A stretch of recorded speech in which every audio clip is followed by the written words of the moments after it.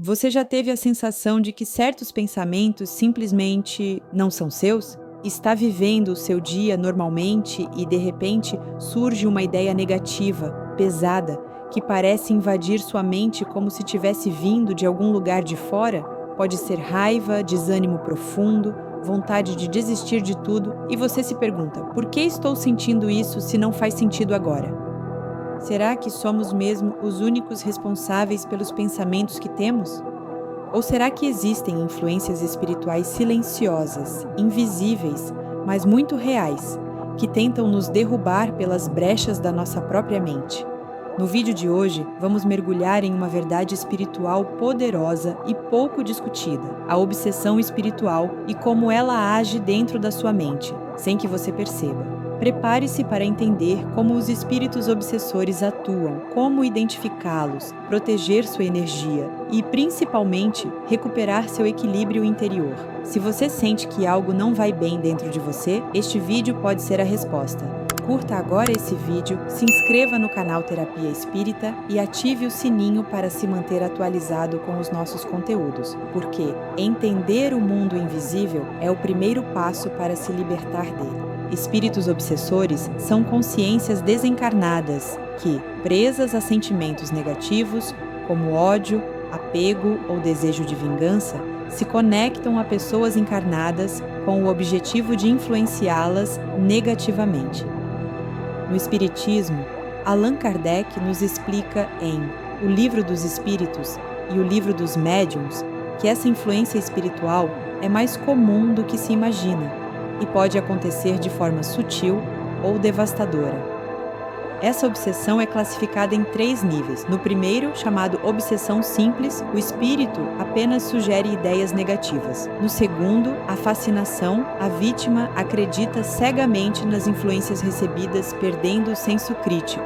E no terceiro e mais grave, chamado subjugação, o espírito chega a dominar totalmente a vontade da pessoa, levando a comportamentos autodestrutivos ou até sintomas confundidos com transtornos mentais. Mas por que isso acontece? O que permite essa conexão? A resposta está em um elo invisível que une mentes semelhantes. E é exatamente isso que vamos explorar a seguir. Tudo no universo vibra. Nossos pensamentos, sentimentos e atitudes emitem frequências que nos conectam ou nos afastam de determinadas presenças espirituais. Os obsessores não escolhem suas vítimas por acaso. Eles se aproximam de quem vibra em sintonia com seu estado emocional e mental. Raiva constante, inveja, vícios, tristeza profunda, desejo de vingança, tudo isso abre portas para a influência deles. Em Nosso Lar, obra psicografada por Chico Xavier e atribuída ao espírito André Luiz, aprendemos que somos atraídos por aqueles que pensam e sentem como nós. Ou seja, se cultivamos ressentimentos, pensamentos tóxicos ou desespero, nos tornamos alvos fáceis para essas entidades.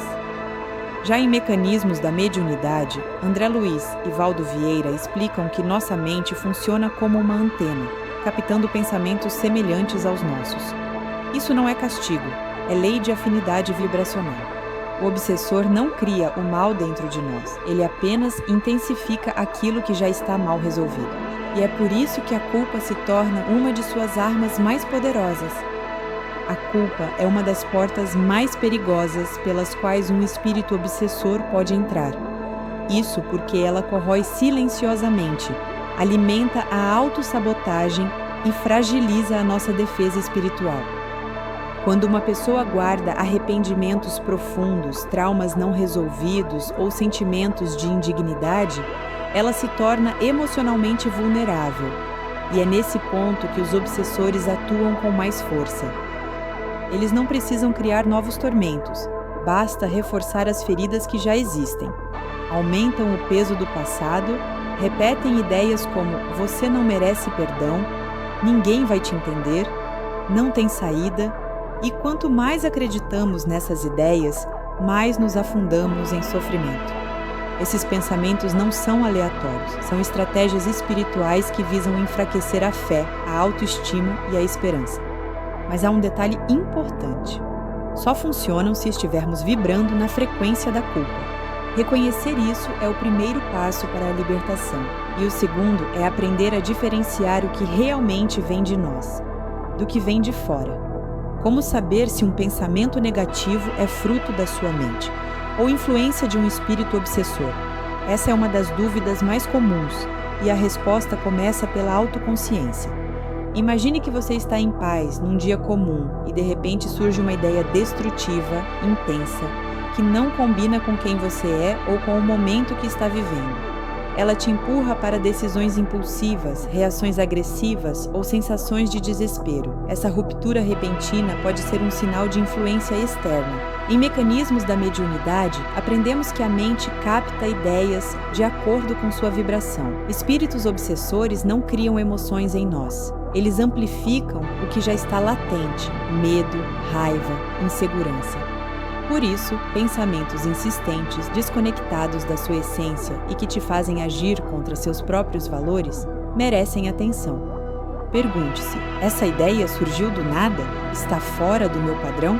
Está me levando a um lugar de dor? Se sim, talvez seja a hora de reavaliar a origem desse pensamento. Nem toda dor emocional é obsessão espiritual, e nem toda obsessão é facilmente identificada. Muitas vezes, os sintomas se confundem com quadros clínicos como depressão, ansiedade ou transtornos psiquiátricos. É por isso que o Espiritismo nunca nega a importância da medicina e da psicologia. Pelo contrário, ele as considera aliadas na jornada de cura. No livro Tormentos da Obsessão, do espírito Manuel Filomeno de Miranda, psicografado por Divaldo Franco, são relatados casos em que pessoas sofriam influência espiritual tão intensa que o diagnóstico médico se tornava confuso. Tratavam-se de obsessores que se conectavam a traumas antigos, alimentando o sofrimento mental. É fundamental buscar ajuda profissional sempre que necessário, sem medo ou preconceito.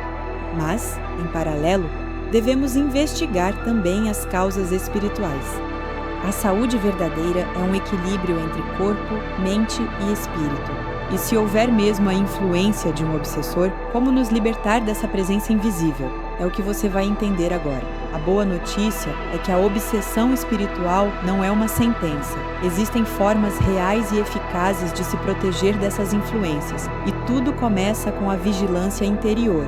O primeiro passo é cuidar dos próprios pensamentos. Emoções como raiva, mágoa, inveja e autopiedade são verdadeiros convites vibracionais. Quando cultivamos gratidão, serenidade e perdão, criamos uma blindagem natural contra esses espíritos.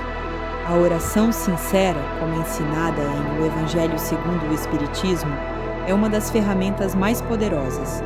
Não precisa ser longa nem decorada. Basta ser feita com fé e coração aberto. Também é essencial cuidar do ambiente. Lares com brigas constantes, vícios ou desânimo se tornam carregados energeticamente. Arejar a casa, manter a limpeza, ouvir músicas elevadas e fazer leituras edificantes ajudam a purificar o espaço. Além disso, passes espirituais, evangelho no lar e auxílio em centros espíritas são recursos valiosos. Mas nada é mais eficaz do que evoluir como ser humano, porque quando você muda, os obsessores não têm mais onde se agarrar. Para entender melhor a obsessão espiritual, vamos conhecer alguns casos marcantes. Em nosso lar, um médico ateu desencarnado fica preso em regiões inferiores, dominado pela revolta. Sua amargura o transforma em obsessor, influenciando pessoas na Terra com ideias materialistas extremas. Esse exemplo mostra como a falta de fé pode gerar sofrimento após a morte. Já em Tormentos da Obsessão, uma mulher sofria de depressão severa e ouvia vozes que a incentivavam a fazer o mal. Após tratamento em um centro espírita, descobriu-se que um espírito vingativo a atormentava, e ambos foram ajudados a encontrar paz. Na história espiritual, Judas Iscariotes, segundo Boa Nova, vagou por séculos preso à culpa e ao remorso, até receber auxílio para sua redenção. E no século XX, o caso de Annelies Michel, jovem alemã vítima de subjugação espiritual extrema, mostra como obsessores podem dominar a vontade. Essas histórias revelam que a obsessão é real, complexa, mas acima de tudo, passível de superação. A verdade mais libertadora é que ninguém está condenado eternamente, nem mesmo os espíritos obsessores. Segundo o Livro dos Espíritos, todos são seres em constante evolução, presos a seus próprios desafios, traumas e erros. Muitos obsessores são almas que ainda não compreenderam suas falhas, mas que podem ser resgatadas e encaminhadas para novas jornadas de aprendizado. Isso nos mostra que, ao ajudar um obsessor, também crescemos espiritualmente. A reforma íntima, o perdão e a elevação moral são as chaves para fechar as portas que levam a essas influências negativas. Você tem mais poder do que imagina sobre sua vida espiritual. Escolher o caminho do bem, cultivar pensamentos positivos e buscar apoio espiritual são atos de coragem e amor próprio. E então, qual caminho você vai escolher hoje? Compartilhe sua experiência nos comentários, fortaleça a nossa comunidade e não esqueça de curtir e se inscrever no canal Terapia Espírita. Sua libertação começa agora.